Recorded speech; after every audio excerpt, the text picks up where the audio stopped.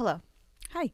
Hello and welcome Welcome back to another episode of Thank You So Much.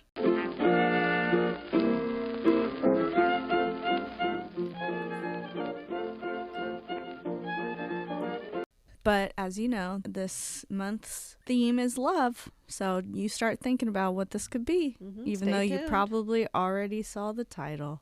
Yeah. Well, It's okay. no surprises here. Our fourth episode of season 2. Mm-hmm. We've got this, and we're going to do it. It's great And stuff. no one's distracting us. Nobody is distracted. I At think all- that's what it at all. is. Let me just say it. We have another person. Usually we have this whole place to ourselves.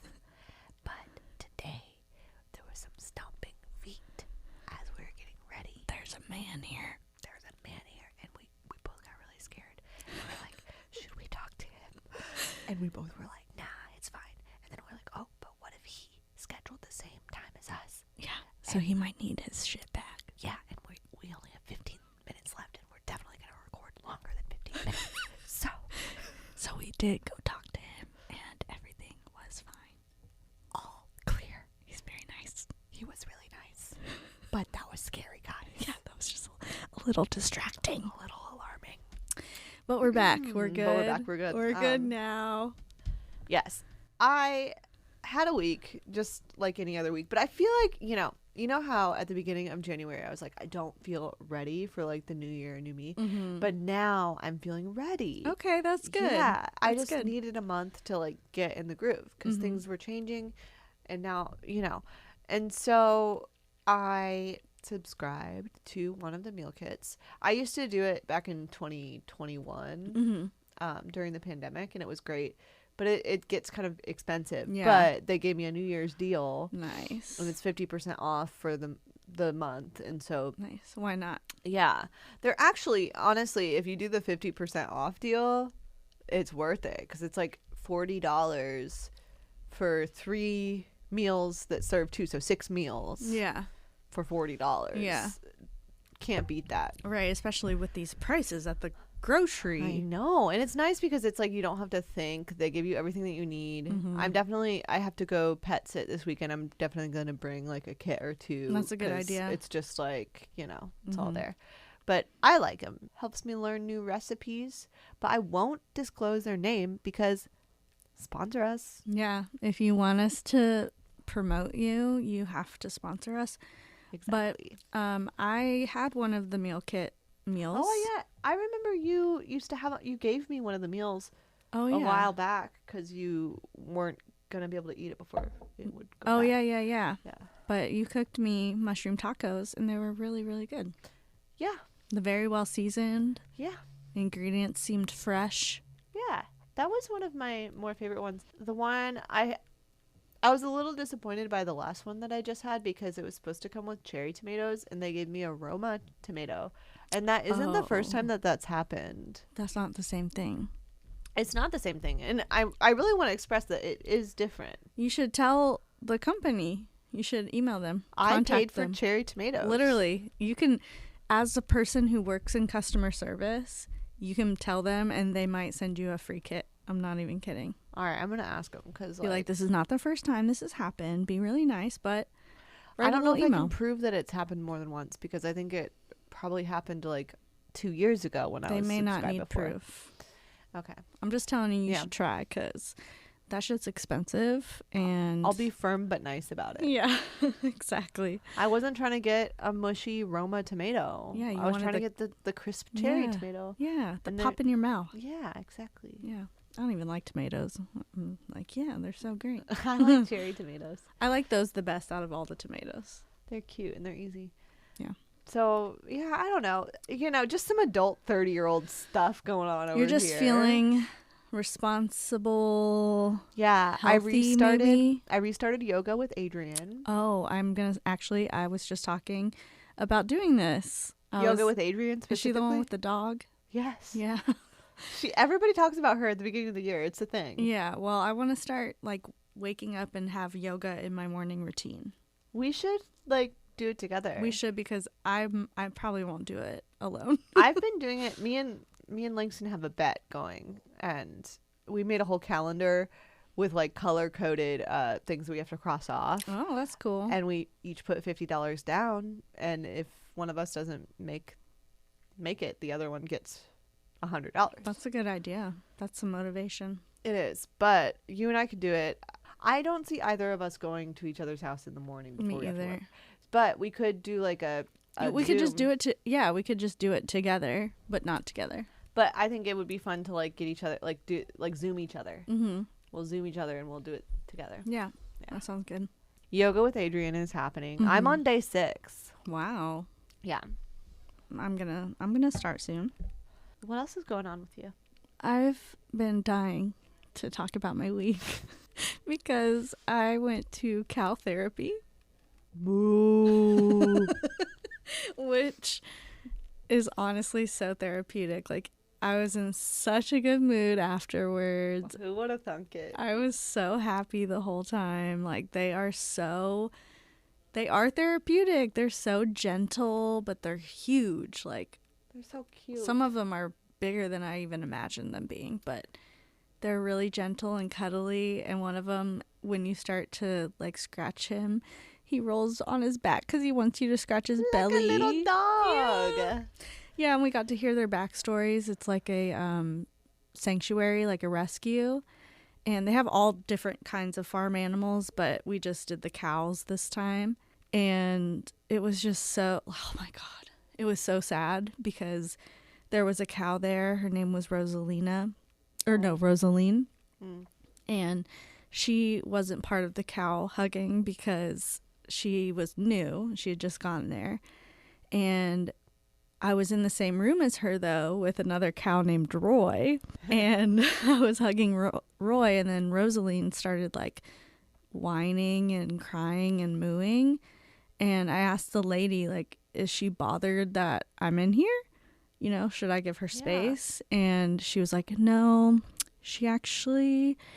we found her alone, and she had gotten her baby taken away. And she's mourning and grieving her baby. And that's why she's crying. So sad. And I was like, I started crying. I was like, literally laying on Roy. And I was like, oh my God. And I started crying because she was just like crying. And, yeah. you know, you could tell it was like sad crying. And she had like a big fluffy ball that she cuddles with. Like it's her baby. And like, yeah. So we didn't get to play with her, but the other cows were great. They were so cute, so sweet, so soft, and like, just, I love them. So if you're ever in the area of Santa Clarita, Cow therapy. cow therapy at the Gentle Barn. You know, hearing you talk about it and looking at the pictures, I am like, do I want to stop eating cows? I know, dude. So I don't eat cows. Like, I haven't for maybe 5 years now or something. Mm-hmm. But Stephanie, who I went with, she eats beef, and she has not eaten beef since we went. It's She's really like, I just, hard. I know. Oh, it's so hard. I know. So I feel like she will eventually eat it, but Yeah. it was really really heartbreaking hearing the stories of how they found the cows and what they saved them from. And Stop it.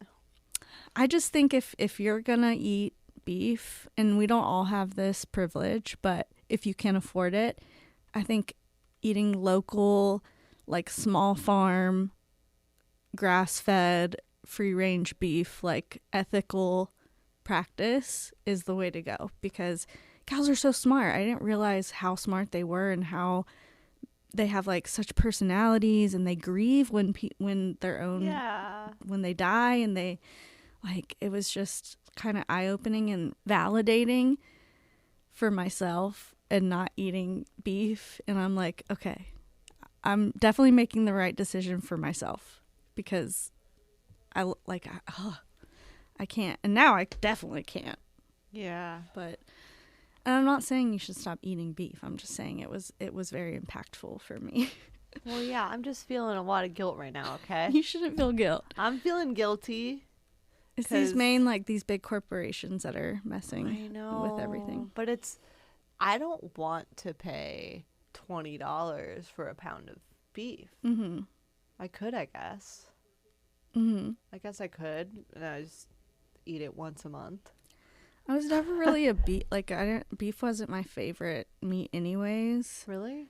Yeah, I was never like ordering steaks and like.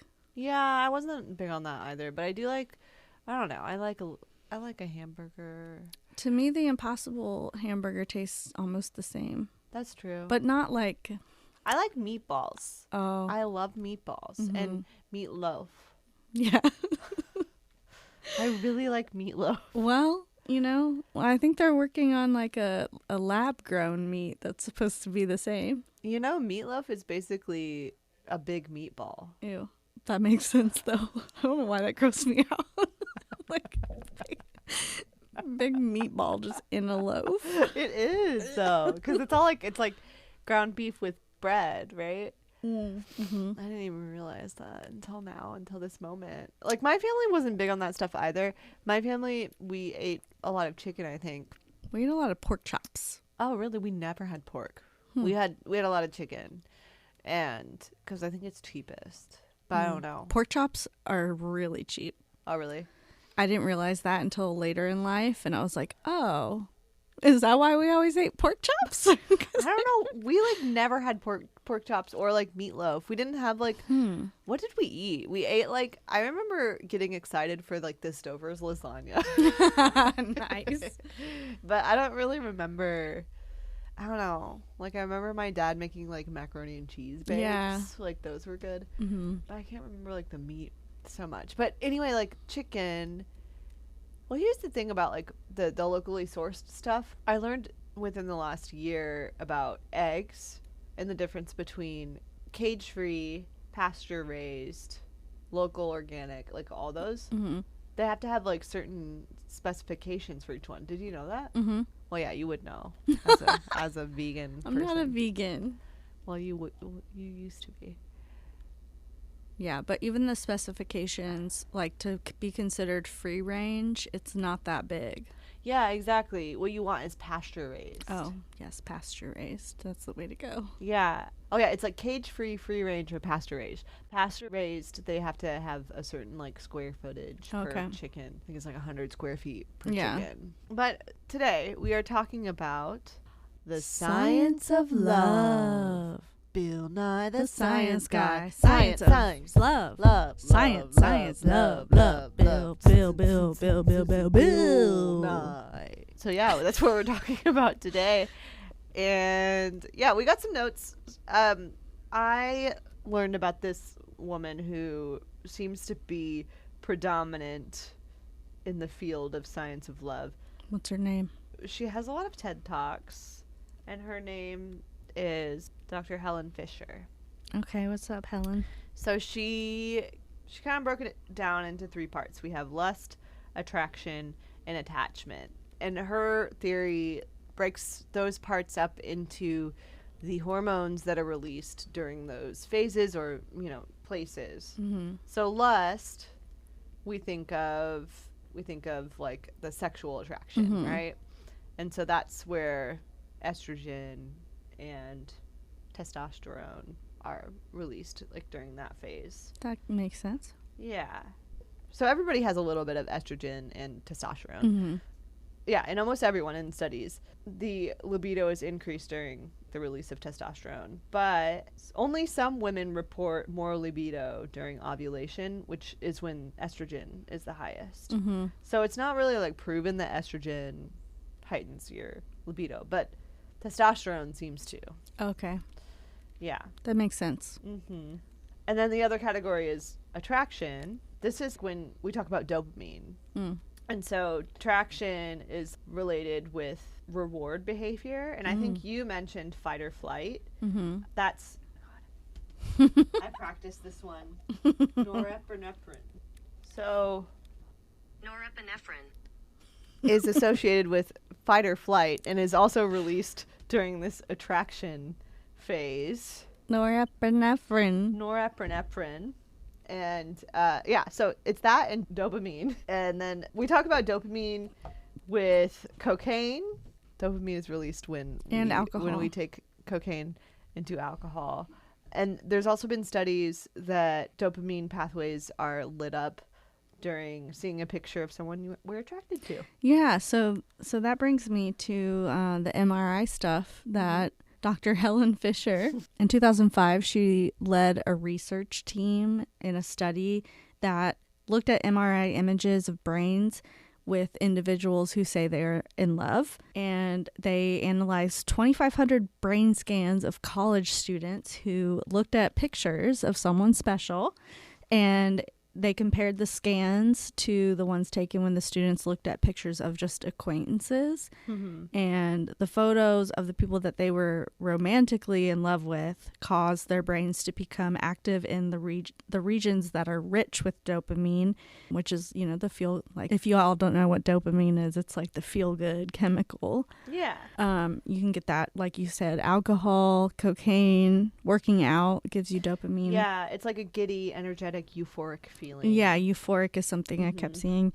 And it lit up the caudate nucleus, which is the region associated with rewards. So what you were saying about rewards, it's like lighting up that area of the brain too when they saw the picture. Yeah. So it's just like, oh, I'm getting a reward, like looking at this person I love, which is Yeah. cute. That's cute. It's cute, but it also like has similar effects to drug addiction when you think of like love as a drug. Yeah, it It's- kind of is. Yeah, like you have this like quick reward that's released, but you might get this like giddy, energetic feeling, but it's like you feel like you can't eat and you can't sleep. Mm-hmm. That's like similar. Yeah. Yeah. It's like a drug addiction. So yeah, that's so we did lust, attraction, and then her other idea of love is the attachment phase. And I thought this one was interesting because of course like we see attachment in long-term relationships, but it's not only romantic relationships, because you see attraction and lust in romantic only relationships, but attachment could be romantic or for friendships or like a mother-daughter relationship, family relationships. So it appears in all types of relationships, and the hormones that show up in these are oxytocin and vasopressin. And then oxytocin I feel like people have heard of. So oxytocin is released in large quantities during sex, breastfeeding, and childbirth. And it kind of seems like those don't really go together, like childbirth and sex. Cuddling was another one. Oh, yeah. Well, But it's associated with bonding. yeah, I was going to say that. And the skin to skin contact is when it happens too. So it's interesting because skin to skin can happen when you're having sex, but then it can also happen because when you have a baby, they immediately put them on the skin to do the skin to skin bonding, even with the dad too. Yeah. So it kind of does relate, I guess, but we wouldn't think of it. Yeah, to when be you related. just think about those actions, it's like, Yeah. okay, well, It's like these are that's two different not- things. Yeah, yeah. So I think it's sort of like that's why it can happen in close like proximity relationships. Right, not necessarily romantic. Yeah, That makes sense. but it also plays a role in ethnocentrism, because I thought this just like tidbit was interesting because it's good for monogamy. Oxytocin is, because you're like, the more that hormone is released, our attachment becomes closer to each other. But ethnocentrism, the idea that you're around people that are like you, your race, like your ethnicity, and those are the people that you bond with most closely, which is a good thing, I guess, but it also like kind of separates us as a whole. But you're saying that chemical is for that too? Yeah, I mean, it's if you're talking about like relationships, a lot of scientists hypothesize that ethnocentrism happens because of the release of oxytocin. Oh, because that's interesting. Yeah, yeah, but yeah. So basically, those are the hormones that are released during like each of these kind of stages of love that I read about. Well, another thing that happens, because we were talking about the reward part of the brain getting lit up, sometimes this reward chemical, what was it? Dopamine. Yeah, dopamine can produce some like physical emotional responses that are also similar with high stress and high cortisol levels, like racing hearts, sweaty palms, feelings of passion. It can increase during the initial phase of romantic love because it's kind of like the serotonin becomes depleted and you're worrying about terrors of them leaving you, or this is so new and scary, and like, you know, you don't know what's to come, and kind of puts your body in fight or flight, which is interesting because you think of love being this amazing, like, oh, everything's great and da da da, but really your body's like stressed out when you're falling in love for like in the beginning. So I thought that was kind of crazy. Also, another thing I thought was pretty interessante was because of these positive feelings and chemicals that being in love brings, it also deactivates the neural pathway that's responsible for negative emotions like fear, social judgment, and this actually clouds our critical assessment skills. And that's why people ignore red flags. Yeah. Because it kind of makes everything just positive and not pay attention to the negative parts. Right. Which I think is funny because I feel like we've all looked back at someone and you're like, how did I like, why would I even miss that? Or why would I think this was going to work? Or like, I should have known better or whatever. But really it's just the chemicals in your brain clouding your judgment. You can't help it. But that's what happens. What's the fly study? Oh my God. So the University of California, San Francisco in 2012 did a study, and they reported that male fruit flies that were sexually rejected drank 4 times as much alcohol as fruit flies that mated with other females. So I think the correlation is like your dopamine is low, so you drink alcohol to make it higher because you got rejected. Oh, yeah. But they're fruit flies. Yeah. So it's just weird. Yeah. No, I feel like that's funny. It's like a lot of the rat studies they do similar things that humans do. Yeah. Do we want to talk about the 36 questions thing that I found? Yeah. Okay. So this study, I think I first heard about it through these YouTube videos, but it also came up when I was researching about the science of love. There was this old dude, Arthur Aaron, who's a psychologist. He was a professor in the 90s, and he did a study about what has now come to be termed as the 36 questions that lead to love. But basically, it wraps around the idea that, quote, sustained escalating reciprocal personal self-disclosure fosters closeness.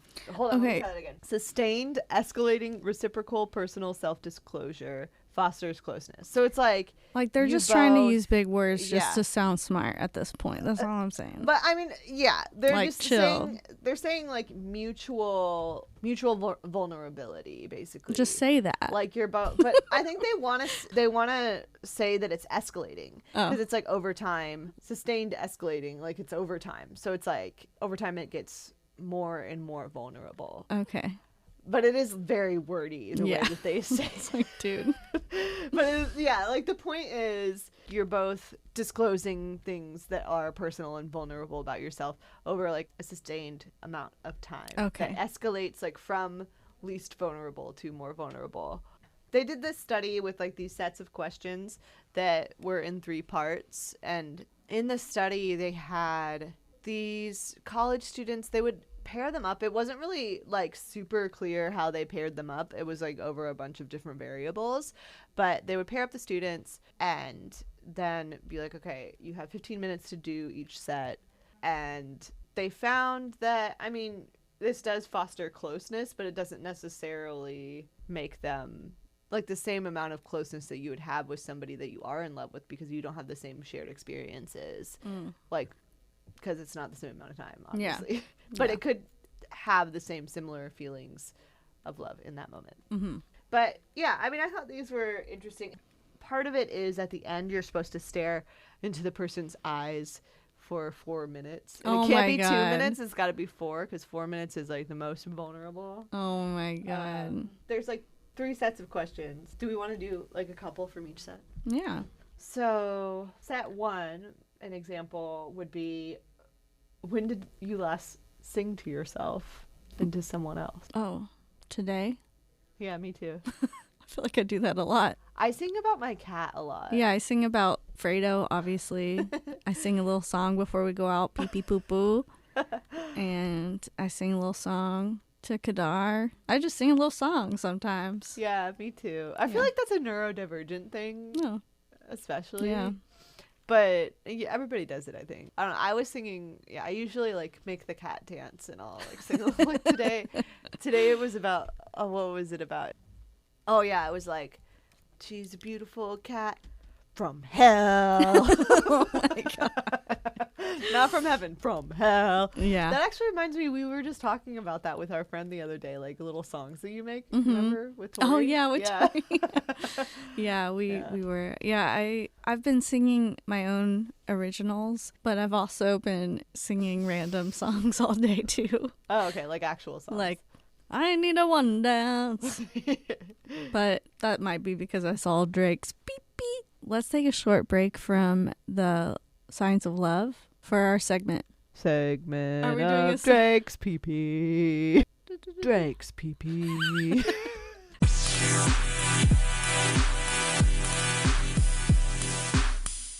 I don't know anything about this, Allie. Tell me. Girly pop. So, yesterday, Tuesday, February 6th, this leaked video of Drake playing with his beepy. People think it was on his jet, his private jet, because that's what the setting looked like. Yeah. But he hasn't like confirmed that it's him, but he also hasn't denied it. But what did you see the video? I did. What I is sure he did. doing? He was laying on his bed, kind of propped up, you know, on a pillow with his legs spread apart and his pee-pee in his hand. And Do you see the PP? yes, and in one hand he has his phone because he's recording, and it's kind of covering like half of his face. It looks like Drake covering half of his face, and then in his other hand he's playing with the it's like a semi hard dick that he's trying to make hard, it looks like. Yeah. And it is a real just big floppy dick. Well, at least it's not embarrassing in the fact that it's not big. That's or why I think something. even if it isn't him, I don't think he's gonna say it's not him, because it makes him look real good. Like, you got feel everything in like life. Drake is kind of weird. Like I could see him doing something like that. I know, me too. That's what we were talking. Me and my partner were talking about that today. Like, I could see him doing that. Did you see the deleted video of his interview with this like random girl, Bobby Althoff or Bobby something? The blonde girl. Yeah.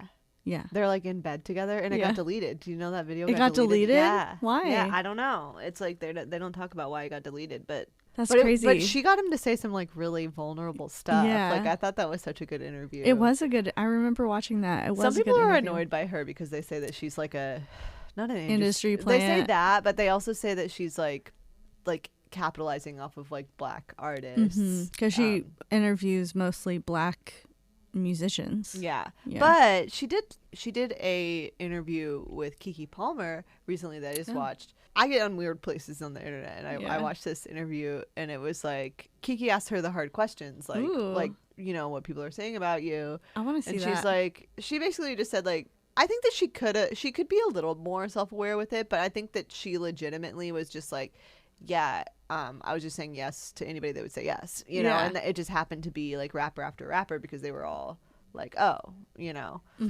But so I don't know. I Yeah. feel like in that interview she talks about how she grew up not rich, like she's not like came from like nowhere, California, like I mean, yeah, I don't know how I necessarily feel about her, but some of her interviews are kind of funny. But yeah, we got on her, but we're talking about Drake's pee-pee, so let's not forget. yeah. Well, that was the point though. Like Drake made her famous. He did, yes. Drake made her famous, and now Drake's trying to make himself more famous by showing his little pee-pee. showing. It's a big one, his though. medium big pee-pee. It's a big one. Up I would his say. big pee-pee. I would just say. I would just say it's a big one, not medium or small. Okay. Medium big or just big big? I would say big, big. Okay. Yeah, it was real His big floppy. pee-pee.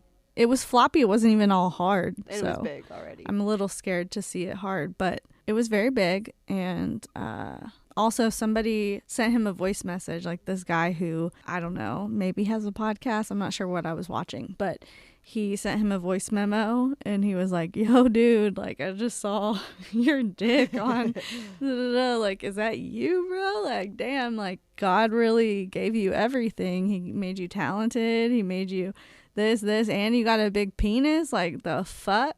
And Drake responded with a bunch of laughing emojis. Like, he didn't deny it. Yeah, didn't say yes or no. Yeah. Yeah.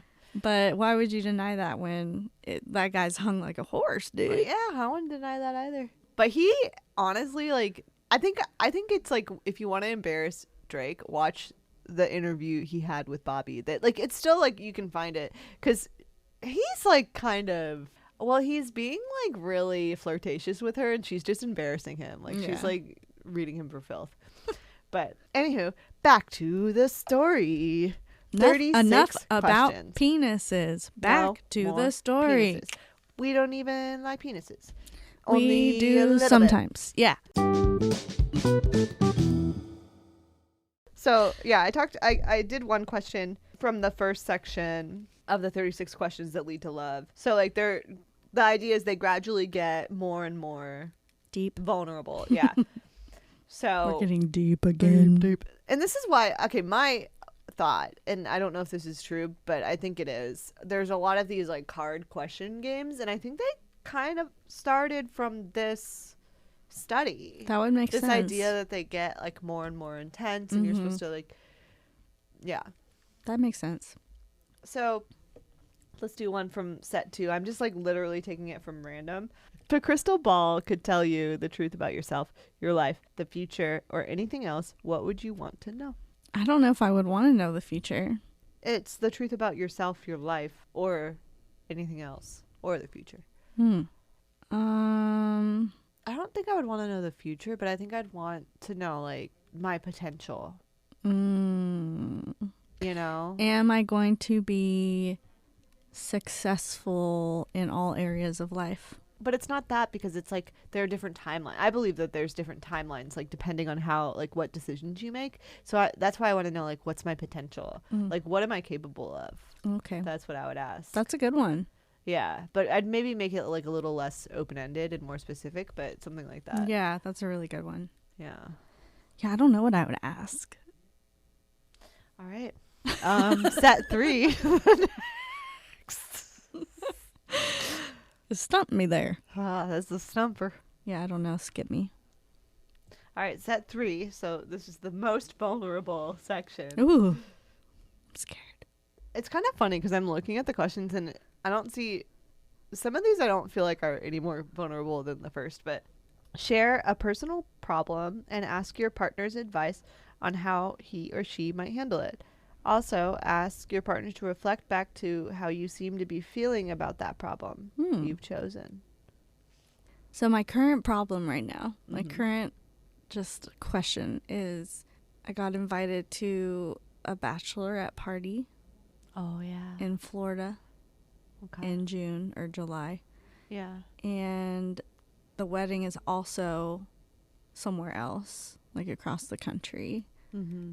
And that's in November.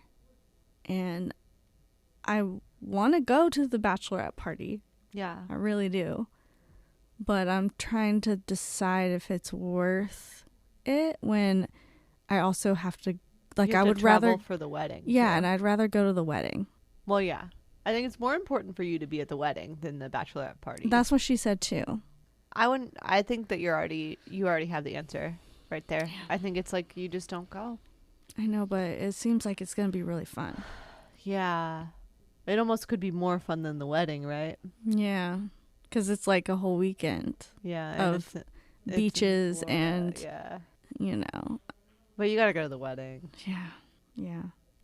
Okay. Problem solved. Don't go to the bachelorette party. Go That's to like the not wedding. even, that's like such a small, like, surface level problem to have. No, but I like, if that's somebody that was really important to you at one point in your life, like, it is something. What would my problem be? I think my problem right now is just existential, but it's nothing specific.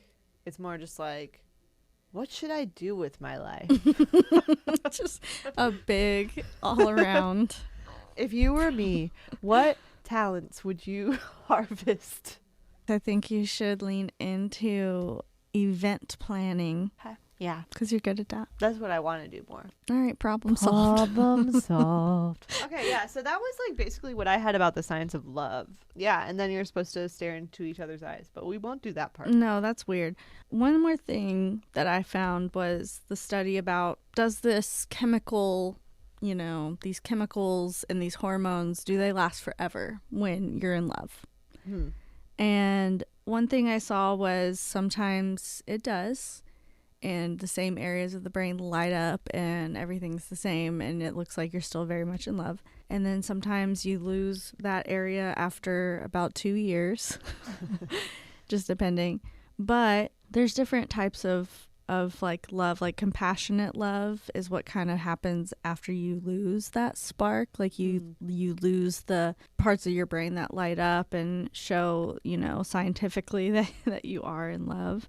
So they're saying that the brain areas associated with the reward and pleasure are still activated as the relationship goes on, but the constant craving and desire that are with romantic relationships often lessen.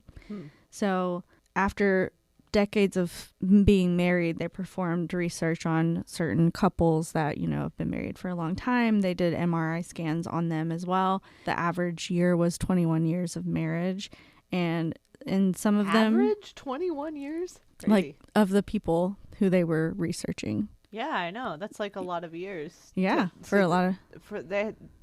I'm just saying it's like they had to find a lot of people who were married like for married that long. For a long time. Yeah. In this year where everyone's getting divorced. Yeah.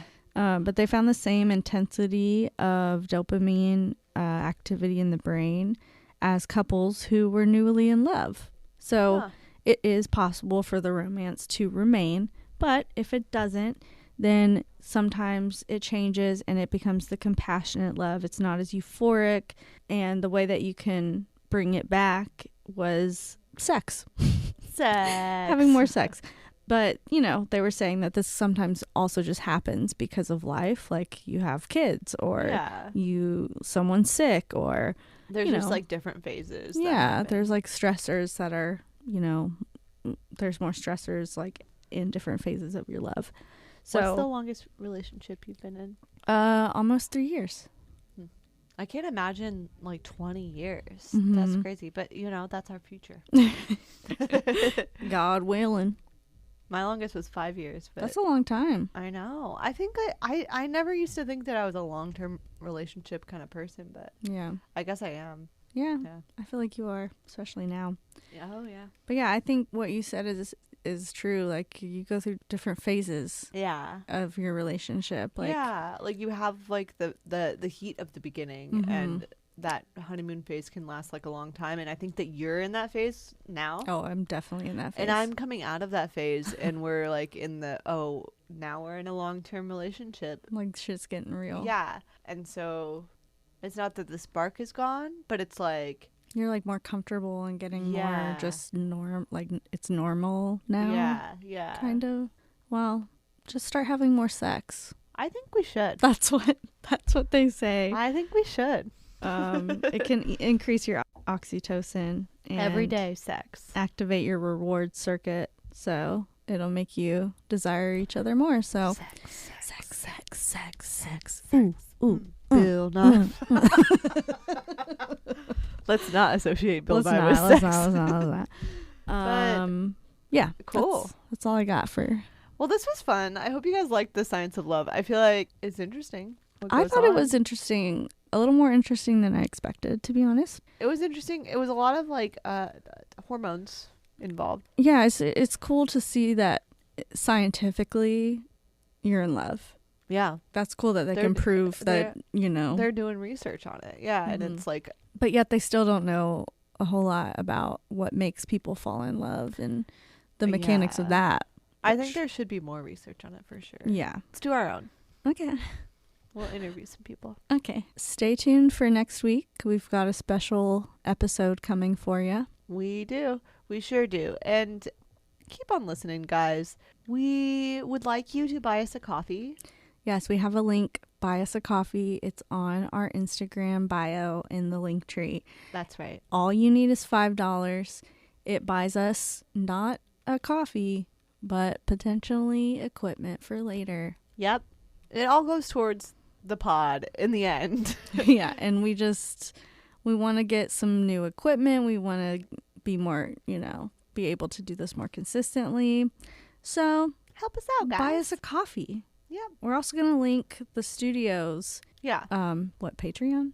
Yeah, I think it's a Patreon. I don't know. It's something. It's a. We're going to link the studio's donation website. Yeah, because they've really. Yeah, it's Patreon. They've really done something good for us. So. Yeah, and Yeah. we get this free space, and a bunch of other people get to use it for different things, and they do good in the community, and we want to help them keep it going. That's right. So, love you guys.